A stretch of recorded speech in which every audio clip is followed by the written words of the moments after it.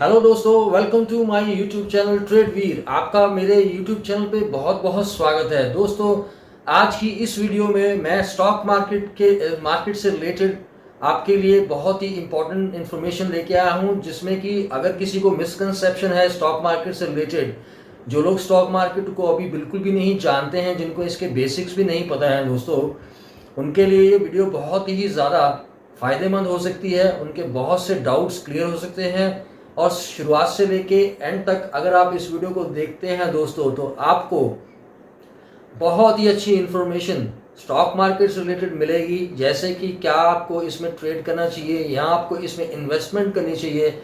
अगर आपको इसमें इन्वेस्टमेंट करनी चाहिए स्टॉक मार्केट में, तो आपको कितने टाइम फ्रेम के लिए, कितने समय के लिए इन्वेस्टमेंट करनी चाहिए, कौन सा टाइम फ्रेम आपको सूट करेगा, short term, medium term, long term, है ना। आपको म्यूचुअल फंड्स के थ्रू इसमें आना चाहिए या आप डायरेक्टली भी स्टॉक मार्केट से जुड़ सकते हैं। आपके पास कितना कैपिटल होना चाहिए, कितनी कैपिटल होनी चाहिए, या आपके पास कितना एक्सपीरियंस होना चाहिए, और आप क्या आपको कहीं से इसको लर्न करना चाहिए, सीखना चाहिए, या कुछ आपको प्रैक्टिस करनी चाहिए, आपको पेपर ट्रेडिंग करनी चाहिए या नहीं करनी चाहिए, या फिर आपको ट्रेडिंग अगर करनी है तो कौन से आप इंस्ट्रूमेंट में ट्रेडिंग कर सकते हैं, फ्यूचर्स में या ऑप्शंस में, या फिर आपको कैश में अपना जो स्टॉक्स है स्टॉक्स में ट्रेडिंग करनी चाहिए, या फिर आपको करेंसी में, फॉरेक्स में, इसमें ट्रेडिंग करनी चाहिए। अगर आप फॉरेक्स में ट्रेडिंग करते हो तो आपको फॉरेक्स में कौन से करेंसी के किस पेयर में ट्रेडिंग करनी चाहिए, या फिर आपको कमोडिटी ट्रेडिंग करनी चाहिए। तो ये जो भी आपके पास क्वेरी, जितनी भी एक बिगिनर के माइंड में स्टॉक मार्केट से रिलेटेड क्वेरीज हो सकती हैं, मैं ट्राई करूंगा। वैसे तो एक वीडियो में सारी चीज़ों का मतलब सब कुछ बताना बहुत मुश्किल है, बट इन शॉर्ट फिर भी मैं आपको बहुत से बेसिक्स बताऊंगा, जिससे कि आपको बहुत ज़्यादा यूज़फुल इन्फॉर्मेशन इस वीडियो से मिलेगी दोस्तों। तो दोस्तों, जैसे कि मुझे स्टॉक मार्केट से जुड़े हुए अभी काफ़ी साल हो गए हैं, तो मैंने खुद ट्रेडिंग करी है, और मतलब सारा जो भी इन्वेस्टमेंट है सब कुछ मैं अभी काफ़ी सालों से इस फील्ड से जुड़ा हुआ हूँ दोस्तों। सो मैं अपने एक्सपीरियंस से बताता हूँ। जैसे कि लोगों को बहुत मिसकंसेप्शन है स्टॉक मार्केट से रिलेटेड। वो लोग ये सोचते हैं कि ये एक मतलब जुआ है या फिर ये सट्टा है, इसमें पैसा डूब जाता है, इसमें कुछ पता नहीं होता। रात को आप शेयर्स बाय करो दिन, और सुबह उठो तो स्टॉक मार्केट क्रैश हो जाती हैं और पैसे डूब जाते हैं।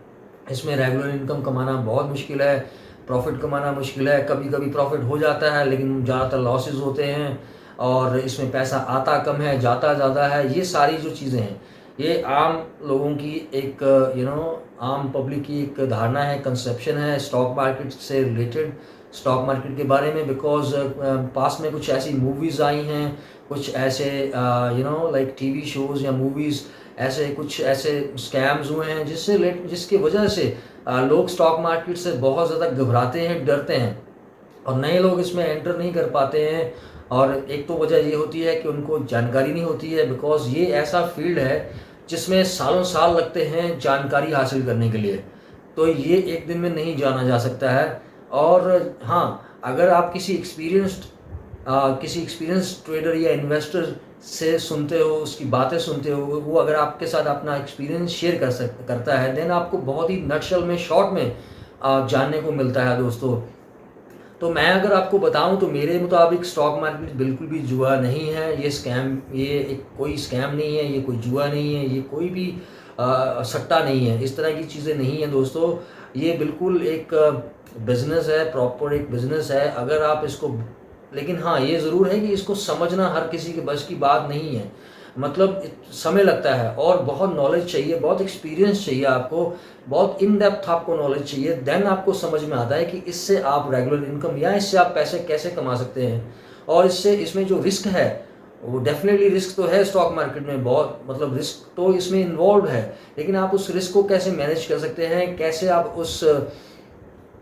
मतलब रिस्क को मिनिमाइज करके, या मतलब उसको मैनेज करके कैसे आप प्रॉफिटेबल ट्रेडिंग या प्रॉफिटेबल इन्वेस्टमेंट कर सकते हैं दोस्तों। तो दोस्तों, अगर मैं बताऊं तो जैसे हमारे देश में, अगर इंडिया की बात करते हैं, तो national stock exchange, Bombay stock exchange, ये दो बड़ी एक्सचेंजेस हैं, मेजर एक्सचेंजेस हैं दोस्तों। बॉम्बे स्टॉक एक्सचेंज जो है, इसका जो इंडेक्स है वो सेंसेक्स है। सेंसेक्स क्या है? सेंसेक्स बेसिकली जो बॉम्बे स्टॉक एक्सचेंज है, जो सबसे पुरानी इंडिया की एक्सचेंज है, उसके उस एक्सचेंज में लिस्टेड जितने भी स्टॉक्स हैं कंपनीज के, जितनी भी कंपनीज उसमें लिस्टेड हैं, राइट, जो भी कंपनी अपने अपने आप को स्टॉक मार्केट में लिस्ट करवाती है ताकि वो पब्लिक से पैसा उठा के उनको अपना शेयर्स अपने कंपनी में से, अपने बिजनेस में से उनको शेयर दे के, शेयर सेल करके वो जो पैसा है वो अपने बिजनेस में फर्दर लगा सके, अपने जो उनके जो प्रोजेक्ट्स हैं, बड़े बड़े फ्यूचर के जो प्लान्स हैं, उन पर वो काम कर सके। तो इसलिए जो कोई भी कंपनी है वो स्टॉक मार्केट में अपने आप को लिस्ट करवाती हैं। ये ज़रूर है कि उसके लिए कुछ फॉर्मेलिटीज़ होती हैं जो आपको मतलब पूरी करनी पड़ती हैं, कंपनी को पूरी करनी पड़ती हैं। कुछ रूल्स एंड रेगुलेशंस होते हैं जो कि सेबी डिसाइड करती है, और उसकी गाइडलाइंस के अकॉर्डिंगली अगर कोई कंपनी जो पूरे नॉर्म्स जो हैं, नॉर्म्स को कंप्लीट करती है और अपना जो सारी फॉर्मेलिटीज़ को पूरा करती है, तो सेबी उसको स्टॉक मार्केट में लिस्ट होने की परमिशन देती है। एंड फर्दर जब वो कंपनी स्टॉक मार्केट में लिस्ट हो जाती है, तब हम उसके जो शेयर्स होते हैं उनको बाय या सेल कर सकते हैं, और हम उसको होल्ड कर सकते हैं लॉन्ग टर्म के लिए, या हम उनमें ट्रेडिंग भी कर सकते हैं, इंट्राडे ट्रेडिंग जो जिसको बोलते हैं, डेली बेसिस पे। तो दोस्तों अब है कि अब जैसे कि अब स्टॉक मार्केट में ट्रेडिंग अलग चीज़ है, वो बिल्कुल डिफरेंट चीज़ है, राइट। तो और जो हम इन्वेस्टमेंट करते हैं, स्टॉक्स को बाय करते हैं, बाय करके होल्ड करते हैं लॉन्ग टर्म के लिए, शॉर्ट टर्म के लिए या मीडियम टर्म के लिए, वो एक डिफरेंट चीज़ है। तो उसको हम कैश मार्केट बोलते हैं। कैश मार्केट का मतलब ये है कि हमने कोई भी जो स्टॉक है, किसी भी कंपनी का जो स्टॉक हमें अगर अच्छा लग रहा है, हमें उसमें अगर हमें उस कंपनी पे फेथ है या उसके स्टॉक पे फेथ है, हमें लग रहा है कि ये स्टॉक फ्यूचर में और बढ़ेगा, तो हम उस स्टॉक को, उसका प्राइस, जो भी प्राइस उसका चल रहा है, जो भी उसका करंट रेट है, जैसे करंट प्राइस है, जैसे 200 है, 300 है, 400 है, जितना भी उसका प्राइस है, उस प्राइस पे हम उसको बाय करते हैं। जितनी भी क्वांटिटी हमें चाहिए, चाहे वो हमें 10 स्टॉक चाहिए, 20 चाहिए, चाहे मिनिमम 1 स्टॉक भी चाहिए, अगर आप एक स्टॉक भी ले सकते हैं। अगर एक स्टॉक का प्राइस 500 है तो हम 500 अगर पे करते हैं तो हमें वो स्टॉक मिल जाता है। 2 दिन बाद वो हमारे डीमैट अकाउंट में क्रेडिट हो जाता है, सेबी की आफ्टर सेबी की क्लियरेंस के बाद। सॉरी, बॉम्बे स्टॉक एक्सचेंज या नेशनल स्टॉक एक्सचेंज, जो भी जिस भी एक्सचेंज से आप बाय कर रहे हो, वो एक्सचेंज आपको वो उस स्टॉक को आपको 2 दिन के अंदर आपके वो डीमैट में क्रेडिट हो जाता है। वो स्टॉक को फर्दर आप लाइफ लॉन्ग उसको होल्ड कर सकते हैं जब तक आप चाहें, बिकॉज उसकी कोई भी एक्सपायरी डेट नहीं होती है। तो जब तक वो कंपनी स्टॉक मार्केट में लिस्टेड है, अगर वो कंपनी, जिस भी कंपनी का आपने स्टॉक लिया है, वो कंपनी अगर 20 साल या 50 साल तक भी अगर स्टॉक मार्केट में लिस्टेड है, रहती है, अगर आप भी उस स्टॉक को 20 साल या 50 साल तक होल्ड करते हैं, तो आप कर सकते हैं, बिकॉज उसमें कोई भी एक्सपायरी डेट नहीं होती है। आपका वो माल है, आपका स्टॉक है, मतलब बेसिकली आपने शेयर ले लिया है एक कंपनी का, आपने उसके बिजनेस में ओनरशिप ले ली है कुछ परसेंट, राइट। जैसे मतलब आपने अगर 10 शेयर खरीदे हैं तो आप उस कंपनी के 10 शेयरों के हिस्सेदार हैं, मतलब 10 शेयर्स हैं आपके पास। तो वो बिज़नेस, वो कंपनी जब तक भी चलती है, जितना भी ग्रो करती है, उसके अकॉर्डिंगली जो भी प्राइस में जो फ्लक्चुएशंस होती हैं, मूवमेंट होती है, प्राइस बढ़ता है, गिरता है, जो भी है, उसमें आपका शेयर है। तो अगर प्राइस बढ़ेगा तो आपको प्रॉफिट होगा, अगर प्राइस घटेगा तो आपको लॉस होगा दोस्तों। अब होता क्या है दोस्तों कि जैसे हम, पहली बात तो काफ़ी लोगों को ये मिसकंसेप्शन है कि इक्विटी क्या है, शेयर्स क्या हैं, या मतलब स्टॉक्स क्या हैं। तो स्टॉक, इक्विटी, शेयर एक ही चीज़ है, राइट। इसमें कंफ्यूज होने की ज़रूरत नहीं है। आप चाहे शेयर बोल लो, चाहे इक्विटी बोल लो, चाहे आप स्टॉक बोल लो, बात एक ही है, ठीक है। तो कैश सेगमेंट ये होता है, कैश सेगमेंट का मतलब ये होता है कि जैसे मान लो बर्गर किंग है, वो बर्गर किंग का बिज़नेस अच्छा चल रहा है, तो वो उनका बिज़नेस काफ़ी प्रॉफिटेबल है। तो अब अगर उनका बिज़नेस प्रॉफिटेबल है एंड वो स्टॉक मार्केट में अभी तक लिस्टेड नहीं है, लेकिन अब उनको और पैसा चाहिए, मतलब हज़ारों करोड़ या जितना भी, मतलब उनको काफ़ी पैसा चाहिए, अब वो पैसा अगर वो बैंक से लेने जाते हैं तो बैंक उनको पहली बात तो उतना पैसा दे नहीं सकती जो उनको आगे अगले 10 साल के लिए या 15 साल के लिए अपने बड़े बड़े प्रोजेक्ट्स के लिए अपने बिजनेस को और एक्सपैंड करने के लिए चाहिए। तो बैंक उतना पैसा पहली बात तो हो सकता ना दे पाए, राइट। अगर देती भी है तो उसमें हज़ारों फॉर्मेलिटीज़ होंगी और उसमें इंटरेस्ट रेट बहुत ज़्यादा होगा, तो वो अफोर्ड नहीं कर पाएगा बिजनेस। तो बिजनेस के लिए अगर खुद को एक्सपैंड करना है और आगे बढ़ना है, एंड अगर वो बिजनेस ट्रस्टवर्दी है, पब्लिक में उसकी रेपुटेशन अच्छी है, पब्लिक देख रही है कि वो बिजनेस अच्छा है, वो बिजनेस जो है वो फर्दर और ग्रो करेगा, देन उस तरह की जो कंपनीज होती हैं वो आफ्टर सर्टेन फॉर्मेलिटीज कंप्लीट करने के बाद, जो भी सेबी की गाइडलाइंस हैं उनको पूरा करने के बाद, उसके अकॉर्डिंगली वो अपने आप को स्टॉक मार्केट में लिस्ट करवा सकती हैं। बॉम्बे स्टॉक एक्सचेंज में ही करवा लें या नेशनल स्टॉक एक्सचेंज में करवा लें, जिस भी चाहे वो दोनों ही एक्सचेंजेस पे खुद को लिस्ट करवा लें दोस्तों। तो ये उनकी मर्जी है कि उन्होंने बॉम्बे स्टॉक एक्सचेंज पे अपने आप को लिस्ट करवाना है या नेशनल स्टॉक एक्सचेंज पे अपने आप को लिस्ट करवाना है। किसी भी और भी बहुत सारी लोकल एक्सचेंजेस भी हैं इंडिया में, काफ़ी सारी, जैसे है ना, बहुत सारी और भी एक्सचेंजेस हैं, लेकिन जो मेजर एक्सचेंजेस हैं इंडिया की, जिसमें सबसे ज़्यादा ट्रांजैक्शंस होती हैं एवरी डे, और जिसमें सबसे ज़्यादा वॉल्यूम रहता है शेयर होल्डर्स का या ट्रेडर्स का, वो नेशनल स्टॉक एक्सचेंज है या फिर उसके बाद बॉम्बे स्टॉक एक्सचेंज है। हालांकि बॉम्बे स्टॉक एक्सचेंज बहुत ही पुरानी एक्सचेंज है, लेकिन जो वो इतनी मॉडर्न नहीं है, यानी कि उसमें टेक्नोलॉजी इतनी ज़्यादा यूज़ नहीं होती है। इसीलिए आज के डेट में सबसे ज़्यादा, बिकॉज नेशनल स्टॉक एक्सचेंज जो है, नेशनल स्टॉक एक्सचेंज हालांकि बॉम्बे स्टॉक एक्सचेंज के बाद एंड उसकी मतलब वो बनी है, बट उसमें क्या है कि उसमें टेक्नोलॉजी ज़्यादा यूज़ होने की वजह से उसमें ट्रांजैक्शंस जो है वो बहुत स्पीड से होती हैं, सर्वर्स उनके बहुत फास्ट हैं, एंड और भी कुछ ऐसी फैसिलिटीज़ हैं जिसमें कि ट्रांसपेरेंसी ज़्यादा रहती है। ट्रेडर्स को बड़ा पैसा, इन्वेस्टर्स को बड़ा पैसा जो है उसको अपना जो है बड़ा पैसा डालना निकालना जो भी वो बहुत आसान रहता है, ट्रांजेक्शन्स करनी बहुत ईजी रहती हैं उनको। लेकिन ये नहीं है कि बॉम्बे स्टॉक एक्सचेंज पे शेयर्स नहीं लिस्टेड होते हैं। बॉम्बे स्टॉक एक्सचेंज पे भी आपको बहुत सारे स्टॉक्स मिलेंगे, नेशनल स्टॉक एक्सचेंज पे भी आपको बहुत सारे स्टॉक्स मिलेंगे। ज़्यादातर केसेस में आपको अगर एक स्टॉक है, चाहे वो जैसे फॉर एग्जांपल अजंता फार्मा का स्टॉक है, तो अजंता फार्मा का स्टॉक हो सकता है आपको बॉम्बे स्टॉक एक्सचेंज पे भी मिल जाए और आपको वो ट्रेड होता हुआ मिल जाए, या आपको वो नेशनल स्टॉक एक्सचेंज पे भी मिल जाए, दोनों पे ही मिल जाए। ये भी हो सकता है कि अजंता फार्मा सिर्फ आपको नेशनल स्टॉक एक्सचेंज पे मिले, बॉम्बे स्टॉक एक्सचेंज पे ना मिले, और हो सकता है बॉम्बे स्टॉक एक्सचेंज पे मिल जाए और नेशनल स्टॉक एक्सचेंज पे एनएसई पे वो ना मिले, आपको अवेलेबल ना हो वहाँ पे ट्रेडिंग के लिए या इन्वेस्टमेंट के लिए। तो ये आपको देखना होता है कि आपने किस एक्सचेंज से बाय करना है। मतलब मोस्टली जितने भी स्टॉक्स या शेयर्स या इक्विटी, जिसको भी हम चाहे इक्विटी कह लें, चाहे शेयर कह लें, चाहे स्टॉक कह लें, मोस्टली जितने भी स्टॉक्स होते हैं ना, वो Bombay stock exchange, BSE and NSE दोनों पे ही लिस्टेड रहते हैं। कोई स्टॉक्स होते हैं जो आपको किसी एक एक्सचेंज पे मिलेंगे, दूसरी पे नहीं मिलेंगे।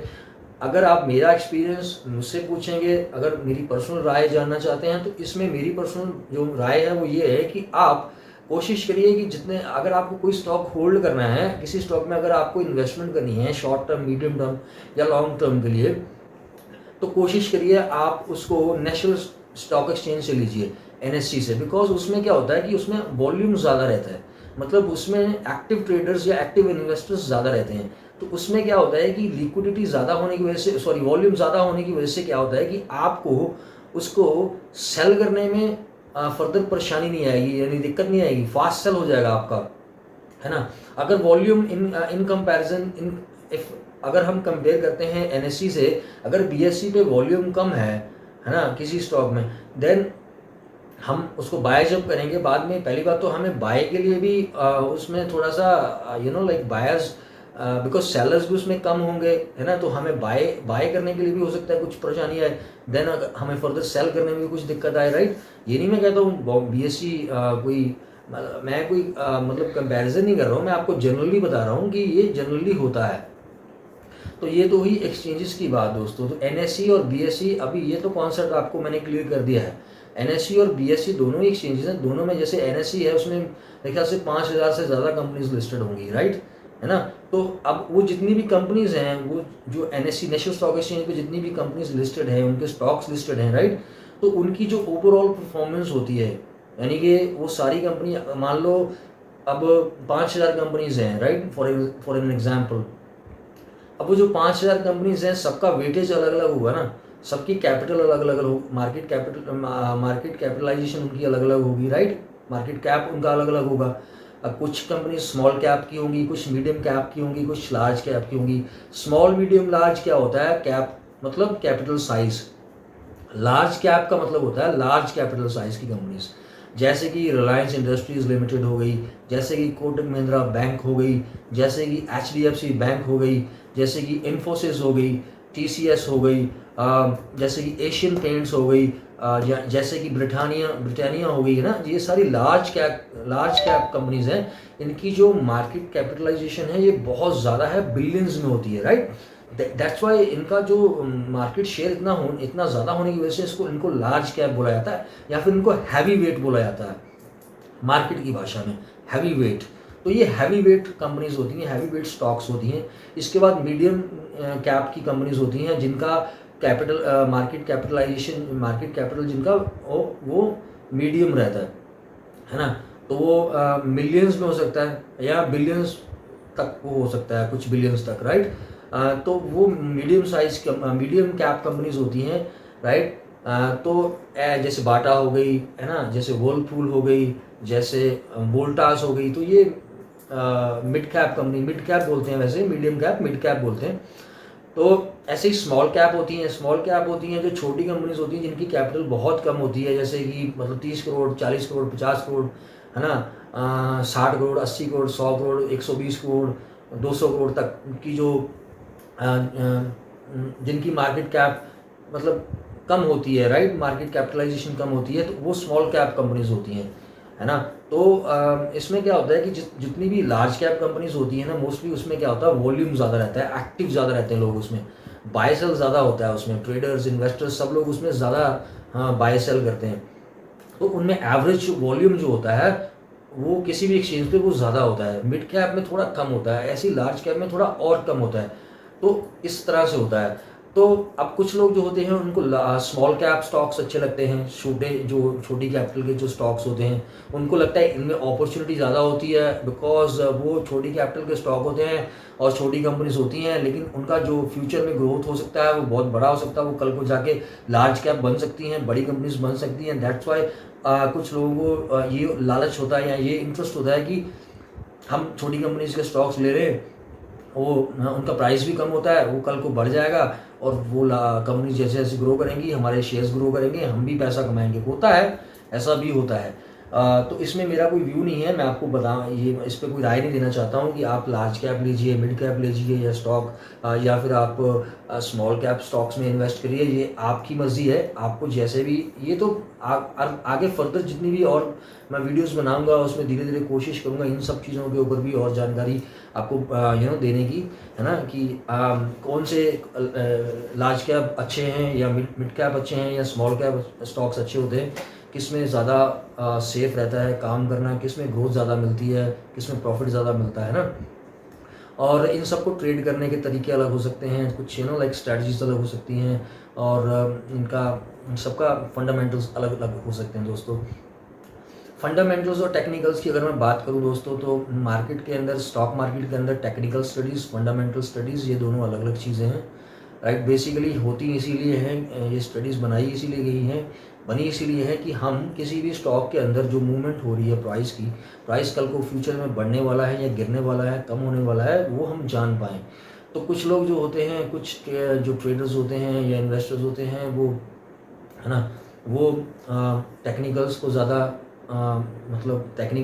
प्रेफर करते हैं, कुछ फंडामेंटल्स को ज़्यादा प्रेफर करते हैं। मोस्टली लॉन्ग टर्म इन्वेस्टर्स जो होते हैं, जो भी बड़े टाइम फ्रेम के लिए काम करते हैं, जैसे 15 साल के लिए, 10 साल, 15 साल या 17 साल, 18 साल, ऐसे लॉन्ग टाइम फ्रेम के लिए जिनको इन्वेस्टमेंट करनी रहती है, जो लोग ये सोचते हैं कि मैंने आज स्टॉक ले लिया है, मैं 10 साल बाद बेचूंगा, तो ये लार्ज मतलब लाइक उनका व्यू जो है वो बहुत लॉन्ग टर्म का है, बहुत लंबे समय का। तो वो लोग मोस्टली जो है ना, वो फंडामेंटल स्टडीज़ के ऊपर ही ज़्यादा ट्रस्ट करते हैं, है ना। टेक्निकल स्टडीज़ जो होती है, टेक्निकल जो एनालिसिस है, टेक्निकल एनालिसिस हालांकि बहुत ही पावरफुल चीज़ है, एंड अगर आपको करना टेक्निकल एनालिसिस की जानकारी है, टेक्निकल एनालिसिस में बहुत कुछ है, एंड ये बहुत ही एक वास्ट फील्ड है, बहुत ही डीप है, ऐसे ही फंडामेंटल एनालिसिस बहुत डीप है, उसमें बहुत कुछ है समझने के लिए। तो कोई मतलब बहुत ज़्यादा मतलब समय लगता है सब। अगर आपको एक फंडामेंटल एनालिस्ट बनना है तो बहुत मुश्किल काम है, बहुत मतलब लंबे लॉन्ग प्रोसेस है। तो आपको बहुत चीज़ें पढ़नी पड़ेगी। बेसिकली जैसे एक चार्टर्ड अकाउंटेंट होता है ना, जैसे वो कंपनी की बैलेंस शीट देखता है, तो कंपनी का सब कुछ, वो रेशियो एनालिसिस, कंपनी का कैश फ्लो कितना है, कंपनी का net cash flow, gross profit, net profit, liabilities, assets, है ना, कंपनी का ट्रेडिंग अकाउंट देखना, उसको PNL, profit and loss account को समझना, ये सारी जो चीज़ें हैं मतलब कंपनी की और बहुत सारी चीज़ें, जैसे कि कंपनी किस सेक्टर में काम कर रही है, किस सेक्टर में उसका बिजनेस मॉडल क्या है, फ्यूचर में उसकी क्या ग्रोथ है, उस सेक्टर की फ्यूचर में क्या ग्रोथ है, अपने सेक्टर के अंदर वो कंपनी जो है वो कितना मतलब अपने सेक्टर में और कंपनीज के कंपैरिजन में वो जो कंपनी है जिसका आपने स्टॉक लेना है कितना अच्छा परफॉर्म कर रही है, यानी उनके कॉम्पिटिटर्स कौन कौन है अपने सेक्टर में, राइट।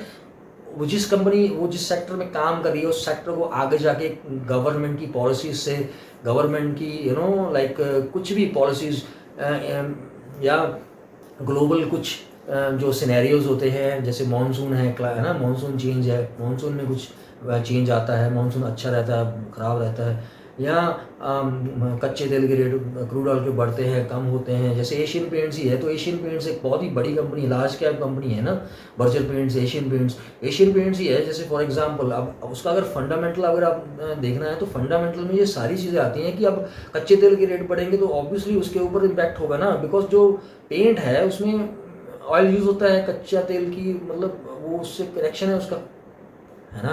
तो ऑब्वियसली कच्चे तेल के रेट बढ़ेंगे, कम होंगे, उसमें जितनी फ्लक्चुएशन होगी तो वो बेसिकली उसका इम्पैक्ट कहीं ना कहीं एशियन पेंट्स के स्टॉक के ऊपर तो आएगा ही ना, उन कंपनीज पर तो आएगा ही जो पेंट सेक्टर से जुड़ी हुई हैं। तो ऐसे ही बहुत सारे सेक्टर्स हैं, बहुत सारे डिफरेंट सेक्टर्स हैं, जैसे सीमेंट सेक्टर है, जैसे कि शुगर सेक्टर है, जैसे कि एल्कोहल सेक्टर है ना, फूड एंड बेवरेजेस, जैसे कि और भी बहुत सारे सेक्टर्स हैं, मेटल है, फार्मा है ना, फार्मास्यूटिकल सेक्टर है, बहुत सारे डिफरेंट सेक्टर्स हैं। तो अब हर कंपनी अपने सेक्टर के हिसाब से कैसा परफॉर्म कर रही है, उस सेक्टर की फ्यूचर में क्या ग्रोथ है। जैसे इंफ्रा है, रियल्टी सेक्टर है ना, बहुत सारे सेक्टर्स हैं दोस्तों, मीडिया सेक्टर है, मीडिया सेक्टर की कंपनीज अलग होती हैं, सब जितने भी अलग अलग सेक्टर्स हैं ये सारे। तो अगर हमें किसी कंपनी का फंडामेंटल जानना है तो हमें बहुत सारी चीज़ों को स्टडी करना पड़ता है ना, ये सारी चीज़ें कि फ्यूचर में उनको किस कॉम्पिटिटर से कितना खतरा हो सकता है, अब कंपनी का बिजनेस मॉडल क्या है, कंपनी की मैनेजमेंट कैसी है, कंपनी का जो कॉर्पोरेट गवर्नेंस है वो कैसा है, बहुत इंपॉर्टेंट चीज़ है, कंपनी का कॉर्पोरेट गवर्नेंस कैसा है, कंपनी के जो मैनेजमेंट के लोग हैं वो कैसे हैं, वो उनकी आदतें क्या हैं, वो कैसे कंपनी को ग्रो करना, उनके अंदर कितना स्पार्क है, वो कंपनी को लेके कितना पॉजिटिव है, को कंपनी को लेके कितना उनके अंदर विजन है, वो विजनरी हैं या नहीं है ना। तो ये सारी चीज़ें, और उसके अलावा कंपनी की बैलेंस शीट, कंपनी का नेट कैश फ्लो, और कंपनी में जो है जैसे कि मतलब कंपनी के ऊपर कोई लायबिलिटीज़ तो नहीं है, कंपनी के ऊपर देनदारी कितनी है, एसेट्स उसके पास कितनी है, और कंपनी की जो पिछली कुछ सालों की जो परफॉर्मेंस है, 10 ईयर की हिस्ट्री, है ना, 10 ईयर्स की हिस्ट्री, या पास्ट कब से कंपनी वो जो है वो स्टॉक मार्केट में लिस्ट हुई है, कब से उसका बिजनेस स्टार्ट हुआ है, कितनी वो पुरानी कंपनी है ना, ये सारी चीज़ें, बहुत सारी चीज़ें, ये सब फंडामेंटल एनालिसिस होता है ना। तो ये फंडामेंटल एनालिसिस बहुत ही, इसमें बहुत कुछ होता है, PE ratio, debt to equity ratios निकालनी होती हैं, है ना। तो ये सारी चीज़ें दोस्तों, बहुत सारी चीज़ें हैं, मैं आपको फिर कभी बताऊंगा, फंडामेंटल एनालिसिस के ऊपर अलग से एक वीडियो बनाऊंगा दोस्तों। हालांकि जो टेक्निकल एनालिसिस है वो बिल्कुल डिफरेंट है, एंड देन डेटा एनालिसिस है जिसको डेटा इंटरप्रिटेशन हम कह सकते हैं, DI डेटा, है ना। डेटा एनालिसिस क्या है कि जैसे अब कोई स्टॉक जो है वो ट्रेड हो रहा है, उसमें कितना पैसा आज आया है, कितना पैसा निकला है, मतलब कितने लोगों ने उसमें आज इन्वेस्ट किया है, कितने लोगों ने उसको बाय किया है, सेल किया है ना। तो उसका जो नेट जो परफॉर्मेंस है वो सारा डेटा जो है वो नेशनल स्टॉक एक्सचेंज में अगर लिस्टेड है तो नेशनल स्टॉक एक्सचेंज की वेबसाइट पे मिल जाएगा आपको, है ना। अगर वो स्टॉक बॉम्बे स्टॉक एक्सचेंज पे लिस्टेड है तो वहाँ BSE की साइट पे मिल जाएगा आपको। अच्छा, एक चीज़ मैंने आपसे और क्लियर करनी थी कि निफ्टी और सेंसेक्स, अगर इसमें आपको कोई कन्फ्यूज़न है ना दोस्तों, तो BSE जो है, बॉम्बे स्टॉक एक्सचेंज जो है, उसके अंदर जितनी भी कंपनीज लिस्टेड हैं, चाहे 3000 हैं, जितनी भी कंपनीज हैं, वो सब सारी कंपनी की जो परफॉर्मेंस है, ओवरऑल परफॉर्मेंस, राइट, एक दिन की, है ना, मान लो अब उन कंपनी में से आधी 60-70% कंपनीज में पैसा आया, राइट, इन्वेस्टर्स ने पैसा डाला उसमें, उनमें, है ना, इन्वेस्ट किया, तो 30% लोगों ने उसमें सेल कर दिया। तो ओवरऑल जो परफॉर्मेंस पूरी बॉम्बे स्टॉक एक्सचेंज की है, उसको शो करने के लिए उसको मतलब रिफ्लेक्ट होगा सेंसेक्स से। तो सेंसेक्स एक बेसिकली रिफ्लेक्शन है बॉम्बे स्टॉक एक्सचेंज की ओवरऑल जितनी भी कंपनीज उसमें लिस्टेड है, सबकी ओवरऑल परफॉर्मेंस वो एवरी डे की वो सेंसेक्स दिखाता है। तो अगर सेंसेक्स ऊपर है, इसका मतलब बॉम्बे स्टॉक एक्सचेंज में जितनी भी लिस्टेड कंपनीज है ना, उस सारी उनमें मोस्टली उनमें ज़्यादातर कंपनीज के अंदर आज बाइंग हुई है, और मतलब कि वो ग्रो करी है ना, उनमें पैसा आया है, लिक्विडिटी आई है, उनमें लिक्विडिटी इन्फ्यूज़ की गई है, वो चाहे फॉरेन इन्वेस्टर्स ने करी है, चाहे इंडिया के डोमेस्टिक इन्वेस्टर्स ने करी है, कहीं से भी आई है। तो अलग अलग तरीके होते हैं दोस्तों। अब इन्वेस्टमेंट कई जगह से आती है, जैसे DIs होते हैं। DIs क्या होता है? DIs डोमेस्टिक इन्वेस्टर्स, हमारे देश के खुद के जो हमारे अपने देश के इन्वेस्टर्स जो DIs हैं, जिनके पास पैसा है, वो इन्वेस्ट करते हैं स्टॉक मार्केट में, अलग अलग कंपनीज में, है ना।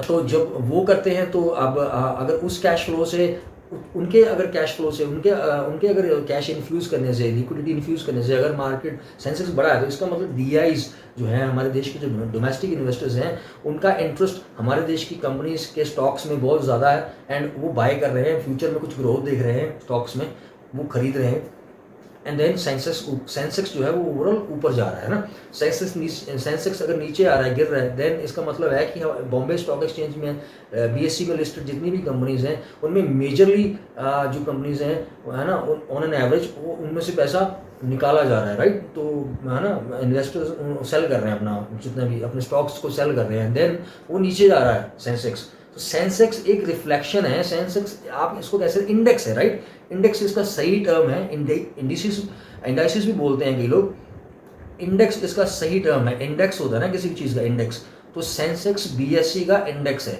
ऐसे ही जो निफ्टी है, निफ्टी 50, निफ्टी बहुत सारे हैं, Nifty 100, Nifty 200, Nifty mid cap, Nifty metal, Nifty pharma, है ना, Nifty media, Nifty infra, Nifty realty, Nifty बहुत सारे। मेनली जो NSE की जो ओवरऑल परफॉर्मेंस होती है ना, राइट, तो उसकी जो टॉप 50 कंपनीज होती हैं NSE में, मतलब मान लो 5000 से ज़्यादा कंपनीज लिस्टेड है, राइट। अब उसमें से कुछ कंपनीज बहुत बड़ी हैं, राइट, एंड कुछ कंपनीज थोड़ी मीडियम कैप की हैं, कुछ स्मॉल कैप की हैं। ओवरऑल अब इन्वेस्टर्स ने अगर पैसा डाला है नेशनल स्टॉक एक्सचेंज की कंपनीज में, मतलब 70 या 80% कंपनीज में पैसे उन्होंने इन्वेस्ट करे हैं, वो चाहे 10 कंपनीज में कर दिए मिल गए सारे ही, चाहे अलग अलग कंपनीज में उन्होंने मतलब डाइवर्सिफाई करके किए सब। तो ओवरऑल जो performance Bombay stock national NSE की रहेगी, तो NSE में एक दिन के अंदर पैसे आए हैं, इन्वेस्टर्स ने पैसे उसमें डाले हैं या निकाले हैं पैसे, मतलब कैश उसमें कैपिटल इन्फ्यूज़ करी गई है, लिक्विडिटी जिसको बोलते हैं, वो इन्फ्यूज़ करी गई है, या उसको डिफ्यूज़ मतलब निकाला गया, राइट। तो उसके अकॉर्डिंगली निफ्टी जो है, निफ्टी 50 वो ऊपर नीचे होगा, निफ्टी 50। तो निफ्टी 50 अगर ऊपर जा रहा है, निफ्टी 50 अगर 100 पॉइंट ऊपर है, तो इसका मतलब ऑन एन एवरेज, है ना, NSE की जो टॉप 50 कंपनीज हैं वो अच्छा परफॉर्म कर रही हैं, उनमें वो मतलब लाइक उनमें इन्वेस्टर्स बाइंग कर रहे हैं, नीचे है तो सेल हो रहा है। तो ये NSE तो Nifty NSE BSE Nifty Sensex, इसमें कंफ्यूज होने की जरूरत नहीं है। मतलब निफ्टी भी NSE का इंडेक्स है, राइट, उसको रिफ्लेक्ट करता है, उसकी परफॉर्मेंस को मतलब, है ना, रिप्रेजेंट करता है निफ्टी 50 जो है। ऐसे ही अगर निफ्टी मेटल है ना, तो मेटल सेक्टर जो इंडिया का जो मेटल सेक्टर है ना, मेटल सेक्टर के अंदर जितने भी स्टॉक्स है, टाटा स्टील, जिंदाल स्टील, है ना, JSW स्टील, वेदांता स्टील, और भी बहुत सारे जो स्टॉक्स हैं, ओवरऑल उनकी क्या परफॉर्मेंस है, उनमें पैसा आ रहा है या उनमें से पैसा निकाला जा रहा है, तो ओवरऑल उसकी जो परफॉर्मेंस रहती है ना, तो उसके अकॉर्डिंगली निफ्टी मेटल जो है, निफ्टी मेटल एक इंडेक्स है उस सेक्टर का, तो वो दिखाएगा कि आपको, जैसे वो निफ्टी मेटल अगर 100 पॉइंट ऊपर है ना, तो इसका मतलब निफ्टी मेटल इन जो सेक्टर है इंडिया का, उसके कुछ स्टॉक्स में या सारे स्टॉक्स में भी हो सकता है, या हो सकता है कुछ स्टॉक्स में जैसे कि 10 स्टॉक्स हैं, तो 10 में से हो सकता है 5 स्टॉक्स में बहुत पैसा डाल दिया गया और 5 में बिल्कुल भी ना आया हो पैसा, ऐसा भी हो सकता है। लेकिन हो सकता है कि 7 स्टॉक्स में ओवरऑल 10 में से 7 स्टॉक्स में पैसे डाले गए हैं, इन्वेस्ट किया गया है, चाहे वो डोमेस्टिक इन्वेस्टर्स ने किया, चाहे वो फॉरेन के इन्वेस्टर्स ने किया, चाहे वो फॉरेन इंस्टीट्यूशंस ने किया, बड़ी इंस्टीट्यूशंस है ना जिसको बोलते हैं एफआईज, या फिर वो डीआईज ने किया, डोमेस्टिक इंस्टीट्यूशंस ने किया है, इंडिविजुअल इन्वेस्टर्स ने किया है, फॉरेन के हों चाहे इंडिया के हों, है ना। तो इंडिविजुअल इन्वेस्टर्स अलग हैं, इंस्टीट्यूशनल इन्वेस्टर्स अलग होते हैं। अब इंस्टीट्यूशनल इन्वेस्टर्स कौन होते हैं? इंस्टीट्यूशनल इन्वेस्टर्स जैसे कि मान लो कि LIC है ना, LIC हाउस, LIC है, LIC मान लो, LIC एक इंस्टीट्यूशन है ना। तो अगर LIC को इंडिया की स्टॉक मार्केट में किसी भी सेक्टर में अगर स्टॉक्स बाय करने हैं हज़ारों करोड़ रुपए के, तो वो छोटी मोटी बाइंग तो करेंगे नहीं, ऑब्वियसली बड़ा इंस्टीट्यूशन है, तो वो अपने हिसाब से, उनकी रिस्क एपेटाइट ज़्यादा है, उनके पास पैसा ज़्यादा है, तो वो उस हिसाब से ही इन्वेस्ट करेंगे ना। अब वो 1 करोड़ 2 करोड़ के से स्टॉक्स लेंगे नहीं, है ना। वो 100 करोड़ 200 करोड़ 300 करोड़ हो सकता है, 1000 करोड़ 10,000 करोड़ कितने भी ले सकते हैं, वो तो बहुत बड़ी इंस्टीट्यूशन है। तो इसको बोलते हैं इंस्टीट्यूशनल बाइंग। और जब इंस्टीट्यूशनल बाइंग नहीं है, जब मतलब किसी आम इन्वेस्टर ने बाइंग करी है, इंडिविजुअल इन्वेस्टर्स ने, तो वो एक नॉर्मल बाइंग जिसको हम बोलते हैं कि हाँ मतलब एक नॉर्मल जो इन्वेस्टर्स हैं ना, इंडिविजुअल इन्वेस्टर्स जो हैं, उन्होंने पैसे डाले हैं, उन्होंने लिक्विडिटी डाली है ना। रिटेल इन्वेस्टर्स अलग होते हैं, ऐसे जो बिल्कुल ही छोटे इन्वेस्टर जिनके पास कैपिटल बहुत कम रहती है ना, जैसे 1 करोड़ से नीचे नीचे जितनी भी, जिनके पास 1 करोड़ से कम कैपिटल है ना। वैसे डेफिनेशन तो नहीं है इसकी कोई भी, मोटा मोटी यही है कि छोटी कैपिटल वाले लोग जो होते हैं वो रिटेल इन्वेस्टर्स होते हैं या ट्रेडर्स होते हैं। अगर ट्रेडिंग करते हैं तो छोटे रिटेल ट्रेडर्स हैं, अगर वो इन्वेस्टमेंट करते हैं तो रिटेल इन्वेस्टर्स हैं। ऐसे ही एक बड़े इन्वेस्टर्स होते हैं जिनके पास खुद का बहुत बड़ा पोर्टफोलियो होता है, बहुत पैसा उनके पास होता है, और वो जब बाइंग करते हैं तो किसी भी स्टॉक में तो बहुत ज़्यादा बाइंग करते हैं ना, बड़े साइज़ की बाइंग करते हैं। उनसे और ज़्यादा अगर देखना है तो मतलब इंस्टीट्यूशनल इन्वेस्टर्स होते हैं, बड़े बड़े इंस्टीट्यूशन मिलके बाइंग करते हैं, जैसे कोटक है या रिलायंस है या फॉरेन के बहुत सारे इंस्टीट्यूशंस हैं, है ना, कोई भी हो सकता है। फॉरेन में बहुत सारे बड़े इंस्टीट्यूशंस हैं, पूरी दुनिया में बड़े बड़े इंस्टीट्यूशंस हैं। तो जब इंस्टीट्यूशंस बाय करते हैं तो उसको बोलते हैं इंस्टीट्यूशनल बाइंग, है ना। तो इंस्टीट्यूशंस जब पैसा डालते हैं मार्केट में तो बहुत ज़्यादा तेज़ी से उसमें मूवमेंट होती है। जब भी बड़े मूव आते हैं ना स्टॉक मार्केट में, कोई बड़ा मूव आया है तो इसका मतलब ये होता है कि इसमें अब इंस्टीट्यूशनल बाइंग हुई है। बड़े इंस्टीट्यूशन ने जो कुछ चंक बाय किया है, बड़ा चंक बाय हुआ है, तो ऑटोमेटिकली सेंसेक्स या निफ्टी जो जिस भी एक्सचेंज से बाय हुआ है तो वो उसका इंडेक्स ऊपर जाएगा। अगर मेटल सेक्टर में मान लो बड़ा चंक लिया गया है बड़े इंस्टीट्यूशनल इन्वेस्टर्स की तरफ से, देन ऑटोमेटिकली उसमें बहुत बड़ी मूवमेंट आएगी। तो जब इंस्टीट्यूशनल बाइंग होती है या इंस्टीट्यूशनल सेलिंग होती है तो बहुत हैवी होती है, यानी कि बहुत प्रेशर होता है उसमें, यानी बहुत पावरफुल बाइंग होती है, सेलिंग होती है वो। लेकिन बहुत सारे ऐसे इंडिविजुअल इन्वेस्टर्स भी हैं जिनके पास बहुत पैसा है, 12-12 हज़ार करोड़ का, 10-10 हज़ार करोड़ के पोर्टफोलियो हैं उनके, 5-5 हज़ार करोड़ के पोर्टफोलियो हैं। जब लेते हैं स्टॉक तो वो लाइक 100-100 करोड़ 200 करोड़ ऐसे डाल देते हैं एक स्टॉक में। तो बड़े बड़े इन्वेस्टर्स भी हैं, इंडिविजुअल इन्वेस्टर्स भी हैं, हमारे देश में भी हैं, दुनिया में सब जगह हैं। तो ये है दोस्तों। तो अब ये एक बेसिक इन्फॉर्मेशन है। बाकी बात ये है कि स्टॉक मार्केट जुआ है या नहीं है, या सट्टा है कि नहीं है, मेरे मुताबिक ऐसा कुछ भी नहीं है। सट्टा बाज़ार नहीं है ये, या ये जुआ भी नहीं है। जुआ उनके लिए है जिनको स्टॉक मार्केट के आज ABCD नहीं पता है, कुछ भी नहीं पता है, थोड़ा बहुत इधर उधर से सीखा है, कुछ लोगों से सुना है, कुछ दोस्तों से सुना है, कुछ टीवी से सुना है, कुछ इधर उधर से सुना है, थोड़ी बहुत बेसिक जानकारी है उनको। लेकिन उनको लगता है कि उनको बहुत जानकारी है स्टॉक मार्केट की, और वो स्टॉक मार्केट में आज ही अमीर बन जाना चाहते हैं जाके, यानी आज ही प्रॉफिटेबल हो जाना चाहते हैं। अभी ना तो उनको एक्सपीरियंस है कोई, ना उन्होंने कुछ ट्रेडिंग करी, ना इन्वेस्टमेंट करी, ना उन्होंने कहीं से प्रॉपर सीखा, प्रॉपर लर्निंग नहीं है, प्रॉपर टाइम नहीं दिया हुआ इस चीज़ को। बहुत एक बड़ा फील्ड है, तो जब तक आपको इसकी डिफरेंट एस्पेक्ट्स आप जानते ही नहीं हो, इन डेप्थ नॉलेज नहीं है, जब तक आपको लगता है कि आपको बहुत नॉलेज है, बट आपने सिर्फ सुनी सुनाई नॉलेज है आपको, है ना। एंड देन आप प्रॉफिट ही सोचते हो सिर्फ, इन प्रॉफिट आप अपना जितनी भी आपके पास, पहली बात तो आपको ये भी नहीं पता कितनी कैपिटल से आपको इन्वेस्ट करना चाहिए, कितनी कैपिटल से आपको एंटर करना चाहिए, कितनी कैपिटल से आपको ट्रेड करना चाहिए, है ना। आपको कुछ भी नहीं, बेसिक जानकारी है ही नहीं है किसी भी चीज़ की, रिस्क मैनेजमेंट नहीं आती है, हेजिंग नहीं आती है, आपको पता नहीं है पोर्टफोलियो कितना बड़ा बनाना चाहिए, कितना साइज़ होना चाहिए पोर्टफोलियो का, उसमें कितने स्टॉक्स होने चाहिए, किस सेक्टर के स्टॉक्स बाय करने चाहिए, कौन सा सेक्टर अभी इस समय परफॉर्म कर रहा है, कौन सा सेक्टर इस समय परफॉर्म नहीं कर रहा है, मार्केट किस टाइम फ्रेम में, मार्केट किस किस मतलब मार्केट का अभी क्या, मतलब किस टाइम फ्रेम में चल रही है, मतलब अभी मुझे है ना, यानी कि मार्केट किस फेस में चल रही है, किस फेस में है। मार्केट के भी फेसेस होते हैं, टाइम साइकिल होता है, फेस होते हैं। अब मार्केट का अच्छा फेस भी होता है, कभी कभी ख़राब फेस होता है, कभी कभी साइडवेज फेस होता है, यानी साइडवेज समझते हैं ना, यानी रेंज बाउंड। कभी कभी मार्केट ऊपर के फेस में होती है, यानी कि ग्रोथ के फेस में होती है, उस समय पैसा आ रहा होता है, पूरी दुनिया से आ रहा होता है, चाहे मीडिया से आए चाहे कहीं से भी आए, मिलजुल के सब तरफ से उसमें मार्केट में, स्टॉक मार्केट में उस समय लिक्विडिटी आ रही होती है, लोगों का बाइंग इंटरेस्ट बहुत ज़्यादा होता है उस टाइम, मार्केट को बाय करने का मूड होता है उनका, है ना, बड़े इन्वेस्टर्स का या इंस्टीट्यूशनल इन्वेस्टर्स का, रिटेलर्स का, सबका उस समय बाइंग का इंटरेस्ट रहता है, तो बाइंग हो रही होती है ना। तो बाइंग होने की वजह से मार्केट उस समय उस फेज में होती है कि वो मतलब अप ट्रेंड में रहती है, ट्रेंड के बारे में नहीं पता होता है ना, फेसेस के बारे में नहीं पता, फिर उसका बियर फेस होता है, यानी कि मंदी का फेस होता है, गिरावट का फेस भी होता है, देन उसका एक साइडवेज फेस भी होता है जिसमें वो कुछ भी नहीं करती है, सिर्फ साइडवेज, मतलब नीचे ऊपर कई ऐसे हो सकता है, साल 2 साल चलती रहे मार्केट, 3 साल, है ना, 4 साल मार्केट या स्टॉक्स, तो उनका एक साइडवेज फेस भी होता है, जिसको रेंज बाउंड हम मार्केट बोलते हैं, जिसको हम कहते हैं कि वो कहीं नहीं जा रही है, मतलब है ना, रेंज बाउंड है, एक रेंज में फंसी हुई है, प्राइस जो है वो एक रेंज में ही ट्रेड हो रहा है, ऊपर नीचे, जैसे 10 रुपये से लेके मान लो 15 रुपये के बीच की एक रेंज है ना, ये 10 से 15 एक रेंज है, तो एक रेंज में ही प्राइस घूम जा रहा है, तो वो साइडवेज मार्केट है ना।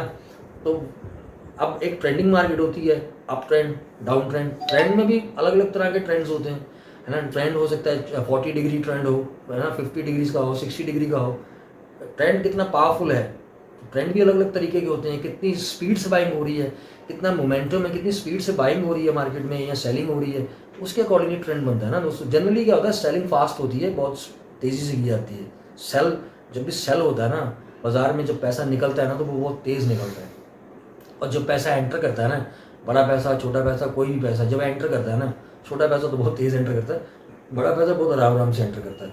तो जब बाइंग होती है, आपको जब कोई चीज़ खरीदनी होती है ना, तो आप बड़ा सोच के लेते हो, धीरे धीरे लेते हो, तो बाइंग बड़ी स्लो होती है मोस्टली, है ना, कभी कभी फास्ट होती है, कभी कभी आप एकदम से बाय करते हो, लेकिन ज़्यादातर केसेस में आप बड़ा आराम आराम से खरीदते हो ना, आपको पता है मैं खरीदूंगा, आज मैं थोड़ा खरीदूंगा, फिर मैं कल थोड़ा खरीदूंगा, लेकिन अब आपको जब कोई खतरा दिखता है, जब आपको कुछ मतलब आप कुछ डेंजरस लगता है, देन है ना, किसी भी तरह किसी फंडामेंटल रीज़न की वजह से, ग्लोबल रीज़न की वजह, कुछ ग्लोबल सिनेरियोज चेंज होने की वजह से, कुछ भी किसी फैक्टर की वजह से, किसी फैक्टर की वजह से, अगर इन्वेस्टर को मार्केट में कुछ भी ऐसे इंडिकेशंस मिल रहे हैं कि भैया माल बेच देना चाहिए, आगे जाके कुछ प्रॉब्लम हो सकती है, तो माल वो हमेशा जल्दी बेचते हैं, मतलब स्टॉक्स जल्दी सेल करते हैं, राइट। तो हमेशा नीचे जब मार्केट आती है तो बहुत फास्ट आती है, नॉर्मल केसेस में, ये कोई हार्ड एंड फास्ट रूल नहीं है, कोई थंब रूल नहीं है ना, बट हाँ on an average most of the cases अगर आप कभी भी देखोगे तो गिरावट हमेशा ज़्यादा तेज़ होती है, निकलने का मौका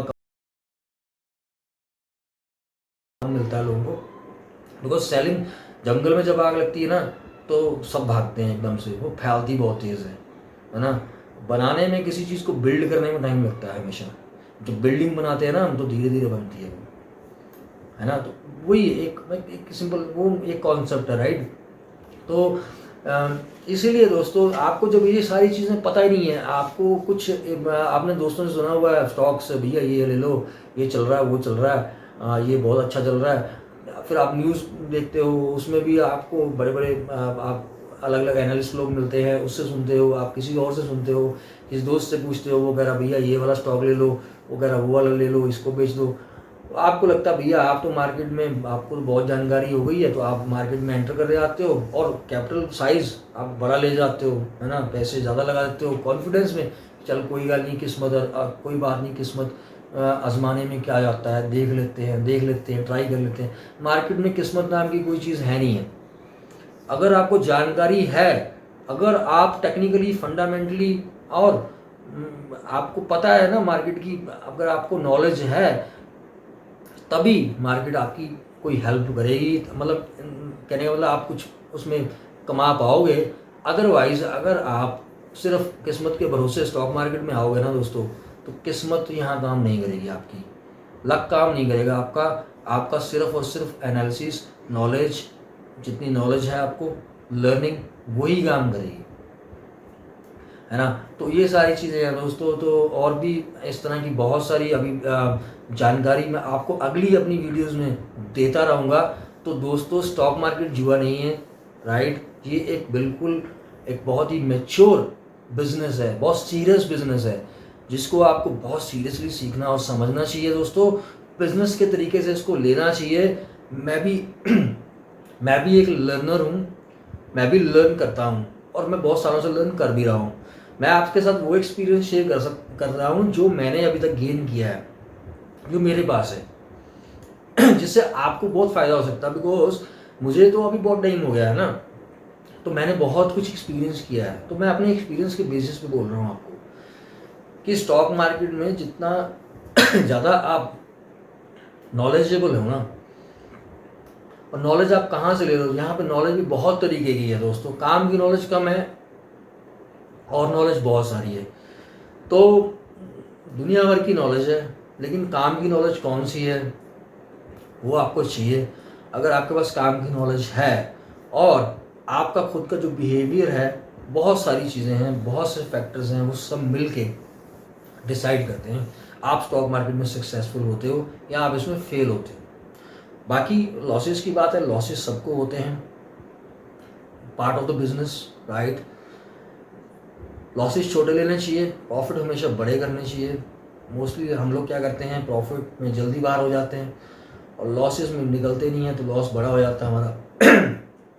तो इसीलिए हम स्टॉक मार्केट से कुछ भी गेन नहीं कर पाते। तो कुछ रूल्स हैं, कुछ रूल्स एंड रेगुलेशंस हैं, कुछ चीज़ें हैं जो आपको समझनी पड़ेगी। किसी से भी समझो आप, लेकिन वो आपको समझनी पड़ेगी। And then only stock market is a profitable business. Profit होते हैं, फेसेस होते हैं।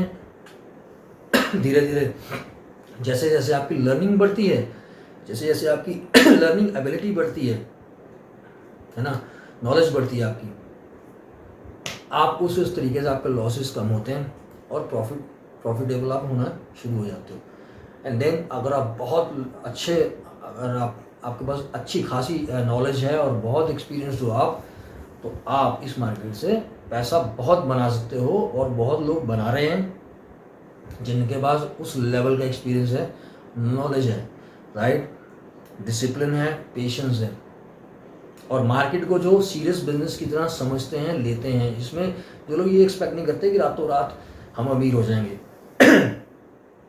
तो जो टाइम देते हैं, पेशेंटली वेट करते हैं, सही टाइम पे एंटर करते हैं, सही टाइम पे एग्जिट करते हैं, एंट्री और एग्जिट प्लान करते हैं, और अपना जिनका स्टॉक सिलेक्शन बढ़िया है, जिनको टेक्निकल एनालिसिस या फिर फंडामेंटल एनालिसिस या किसी भी एक चीज़ में उनको, है ना, वो मतलब वो उसमें परफेक्ट हैं, परफेक्ट इन द सेंस कि मतलब काफ़ी ज़्यादा नॉलेजेबल है, तो वो लोग काम कर पाते हैं और वो लोग पैसे भी बनाते हैं। बहुत लोग, आम रिटेलर्स लोगों को प्रॉब्लम आती है जब हम स्टार्टिंग में आते हैं, तो हमें लॉसेज होते हैं, और इसी वजह से होते हैं बिकॉज हमें नॉलेज नहीं होती है। और मार्केट की नॉलेज पाना बहुत मुश्किल काम है, इतना आसान नहीं है।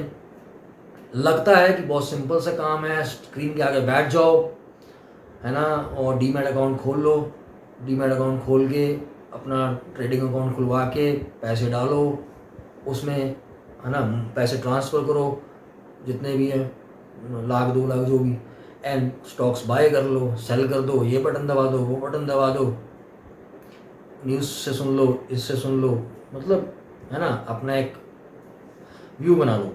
लगता है आसान है, इतना आसान नहीं है, बहुत डिफ़िकल्ट है, सच में बहुत डिफ़िकल्ट है। अगर इतना सीरियसली आप इसको लोगे ना, then stock market is not a gambling, it is a serious business दोस्तों। मैं तो यही कहूँगा, मेरा एक्सपीरियंस है, आपका कुछ भी एक्सपीरियंस हो सकता है।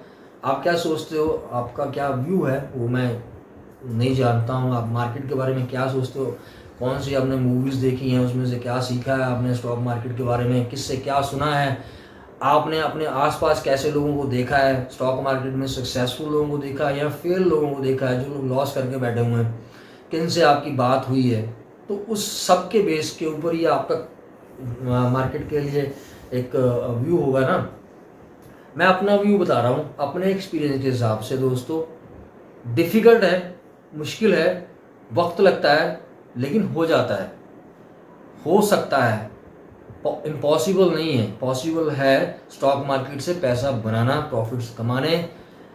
बट स्टार्टिंग में आपको कभी भी इसको फुल टाइम बिजनेस नहीं समझना चाहिए। साइड वाइज, साइड मतलब एज पार्ट टाइम आपको इसमें धीरे धीरे इसमें कदम रखने चाहिए, धीरे धीरे इसमें आपको एंटर करना चाहिए, सीख कर एंटर करना चाहिए एंड नॉलेज के साथ एंटर करना चाहिए। बहुत सी चीज़ें, वो सब चीज़ें आपको पता होनी चाहिए, देन आपको धीरे धीरे इसमें एंटर करना चाहिए। कभी भी आप अपनी जॉब छोड़ के फुल टाइम इसमें ना आए जबकि आपको नॉलेज भी नहीं है। साल दो साल का एक्सपीरियंस तो कुछ भी नहीं है ना, मेरे हिसाब से। तो समय लगता है, वक्त लगता है इसको समझने के लिए। अगर उतना टाइम आपने दिया है, स्टॉक मार्केट को समझा है, नॉलेज आपके पास है, then only you can do it full time, right. बहुत से लोग कर रहे हैं, फुल टाइम कर रहे हैं इसको as a full time business. Trading से कर रहे हैं, पैसे कमा रहे हैं, वो इन्वेस्टमेंट से कमा रहे हैं, किसी भी, बहुत सारे तरीके हैं दोस्तों, बड़े बड़े सारे तरीके हैं। अगली वीडियोस में मैं धीरे धीरे सब कुछ शेयर करूंगा, स्लोली कोशिश करूंगा और भी जानकारी आपको दूं स्टॉक मार्केट से रिलेटेड दोस्तों। तो बस मैं इतना ही कहना चाहूँगा, राइट अप्रोच के साथ और राइट इन्फॉर्मेशन के साथ आप स्टॉक मार्केट को समझिए दोस्तों, ठीक है। तो धन्यवाद दोस्तों, thank you so much for watching my video. Please subscribe my channel if you haven't subscribed it yet, and please do comment, please like, please share it with your family and your friends and with your colleagues दोस्तों। अगर मेरे video के regarding आपको कुछ भी query है, कुछ भी डाउट है, कुछ भी आपको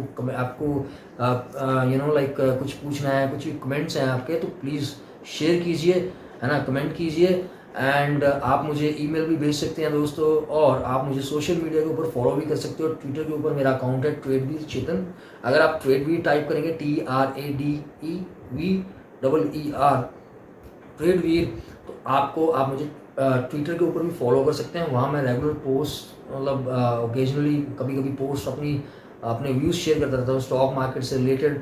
बाकी आप देख सकते हो पिछली वीडियोस के अंदर जो मैंने पोस्ट की, आपने जो पिछली जो मेरी जितनी भी वीडियोस है ना, उनमें आप देख सकते हो कि मेरा जो व्यू रहता है स्टॉक मार्केट के ऊपर वो कैसे रहता है, कितने टाइम फ्रेम के लिए रहता है, कितने समय के लिए होता है स्टॉक्स के ऊपर या मार्केट के ऊपर, और वो कितना एक्यूरेट या कितना उसमें मतलब कितना वो पावरफुल होता है। तो आप वो देख सकते हैं, कंपेयर कर सकते हैं। और भी अगर आपको अच्छा लगता है मेरे व्यूज़, मेरी वीडियोस में अगर आपको इन्फॉर्मेशन मिलती है दोस्तों, तो आप इस चैनल से जुड़िए और आप इसको दोस्तों के साथ, अपने कलीग्स के साथ शेयर ज़रूर कीजिए दोस्तों। मैं चाहता हूं कि ज़्यादा से ज़्यादा इन्फॉर्मेशन नए लोगों के लिए प्रोवाइड करवाई जा सके दोस्तों, जो जेन्युइन इन्फॉर्मेशन है, राइट इन्फॉर्मेशन है, ताकि उनको सीखने को मिले। तो thank you so much for watching my video. Have a great day, all the best.